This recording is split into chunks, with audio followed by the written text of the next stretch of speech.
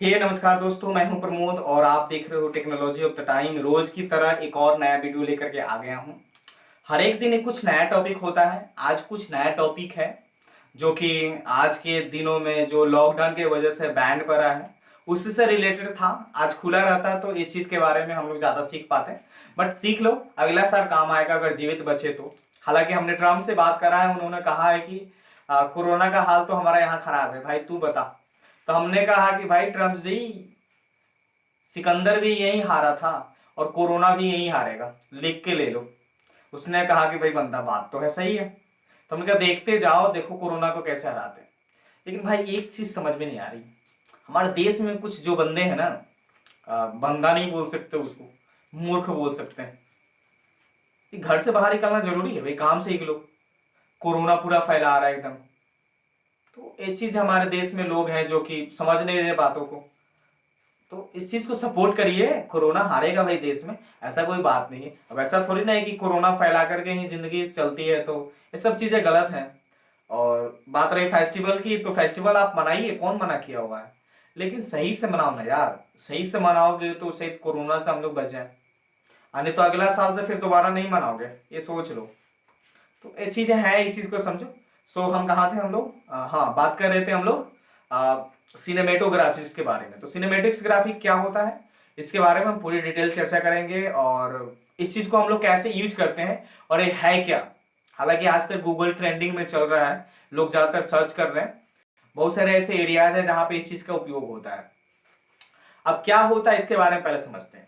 जैसे कि आप जब एक सीरियल वगैरह देख रहे होते, सीरियल समझ रहे हो ना, तो सीरियल जब आप देखते हो तो कभी कभी देखना कि कोई आदमी जो है, कोई सीन शूट हो रहा है।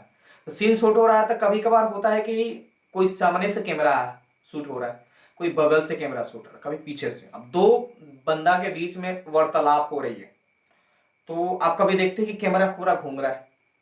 कभी कभी उस आदमी का बंदा का फेस आ रहा है तो कभी इस बंदा का फेस आ रहा है। भाई एज द इंस्टेंट चारों तरफ तो कैमरा लगा हुआ है। अब उस कैमरा से अगर हम लोग शूट कर रहे हैं तो इधर वाला कैमरा नजर आएगा, अगर हम इधर वाले से शूट करें तो इधर वाला कैमरा नजर आएगा।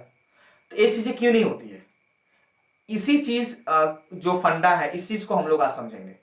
कि सब लोग के दिमाग में एक क्वेश्चन होता है कि भाई हम लोग जब उधर से कैमरा है इधर भी कैमरा है, तो जब इधर से शूट हो रही है तो उधर से क्यों नहीं शूट हो रही है। तो ऐसा बिल्कुल नहीं होता है। ये क्यों होता है, ये सारी चीजें जो होती है सिनेमेटोग्राफिक्स में आती है। इस चीज के लिए बहुत ज्यादा प्रैक्टिस करना पड़ता है। अब हम इसको समझाते हैं कि है क्या। सिनेमेटिक्स ग्राफिक्स होता है कि हम लोग जब शूट कर रहे हुए तो कभी मूविंग शूट करते हैं, कभी लाइटिंग शूट करते हैं, कभी क्लोजअप शूट करते हैं, कभी दूर से शूट करते हैं। तो सारे चीज के कॉम्बिनेशन को हम लोग क्या बोलते हैं, सिनेमेटिक्स ग्राफिक बोलते हैं। अब इसमें कुछ स्ट्रेटेजी है अगर इसको तुम पढ़ना चाहते हो। हालांकि इस चीज में बहुत ज्यादा अर्निंग होती है सिनेमेटिक्स ग्राफिक्स में। सिनेमेटिक्स ग्राफिक में गाइस बहुत ज्यादा अर्निंग होता है। आज के युथ में देखा जाए तो हमेशा जो कि है बॉलीवुड में फिल्म रिलीज होती है और आप देख कर हैरान होते हैं कि सारे फिल्म हमेशा एक ब्लॉकबस्टर होता है। तो इस चीज को हमेशा हाउसफुल रहता है। तो आमदनी कैसे होती है, तो कहीं ना कहीं हमारे देश के जो नागरिक हैं वो लोग मूवी देखना पसंद करते हैं। तो मूवी देखना पसंद करते हैं भाई, तो अच्छी बात है। और इस चीज में ज्यादा अर्निंग हो रही है। तो जब आप इस सेक्टर में अपने आप को अगर धाक जमा लेते हो तो कहीं ना कहीं आपका मतलब कि मिनिमम जो आपका इनकम होगा 1 लाख पर मंथ होगा। तो ये चीजें होती है। अब इस चीज को अगर आप यूज करते हैं तो फाइनली हम लोग चलते हैं हम लोग दोस्तों यहाँ पे कि कौन कौन से स्ट्रेटेजी को हम लोग फॉलो करना चाहिए सिनेमेटिक्स ग्राफिक्स में। कुछ हमारे पास 6 स्ट्रेटेजी है जिसको हम बताने वाले हैं। तो सिनेमेटिक्स ग्राफिक्स करने के लिए जो सबसे पहला हमारा जो आता है वो लाइटिंग आता है। आप जब शूट कर रहे हो तो किस तरह का लाइटिंग चाहिए, बहुत बेटर लाइटिंग करना होगा। उसके बाद एक मूविंग कैमरा लेना होगा। जब आप दूर क्लोज या नजदीक का लेते हैं तो उसके लिए कैमरा को घुमाने वाला चाहिए। उसके लिए क्या होता है, गियर्स का उपयोग किया जाता है और उस चीज से हम लोग क्या करते हैं, उपयोग करते हैं। उसके बाद जो हमारा दूसरा स्ट्रेटेजी आता है वो आता है फोकस। कि जब कोई पोर्शन को शूट किया जा रहा है तो आप किस तरह से फोकस कर रहे हो, तो उस चीज की बात आती है। अब दूसरी जो बात आती है वो दूसरी बात आती है कि शॉर्ट साइज होना चाहिए। अब बंदा जितनी चीज की जरूरत है उतना शूट करे। सपोज आप कहीं शादी में गए शूट करने के लिए, तो वहां पे तो बहुत सारे ऐसे फंक्शन होते हैं, तो आप हमेशा कैमरा चालू करके थोड़ी रखेंगे। 6 घंटा जब आप शूट करो तो 6 घंटा थोड़ी शूट करोगे, मेमोरी फुल करोगे। जो मेन पोर्शन होता है जिसको शूट करना जरूरी है, सपोज मान के चलिए कि शादी हो रही है, तो उस समय कुछ कुछ ऐसे चीजें होती है जिसको शूट करना जरूरी है, तो आप शूट कर लिए। भोजन के लिए कुछ शूट करना है तो भोजन के लिए आप शूट कर लिए। तो ये सब चीजें आप शूट कर लेंगे, तो इसी चीज को हम लोग क्या बोलते हैं, शॉर्ट साइज बोलते हैं। उसके बाद दोस्तों नेक्स्ट आता है शॉर्ट कॉम्पोजिशन। अब होगा क्या कि जब आप शूट कर रहे होते हो तो क्या करना होता है कि छोटे छोटे पर्सन को शूट करना होता है। तो आप कैमरा चालू कीजिए, उस पर्सन को शूट कीजिए, फिर दूसरा शूट कीजिए। तो इसके लिए एक्सपीरियंस चाहिए होता है, और ये चीजें सिनेमैटिक ग्राफिक्स में बहुत ज्यादा जरूरी है। उसके बाद दोस्तों यह आता है कैमरा मूवमेंट। तो कैमरा मूवमेंट बहुत ज्यादा जरूरी है।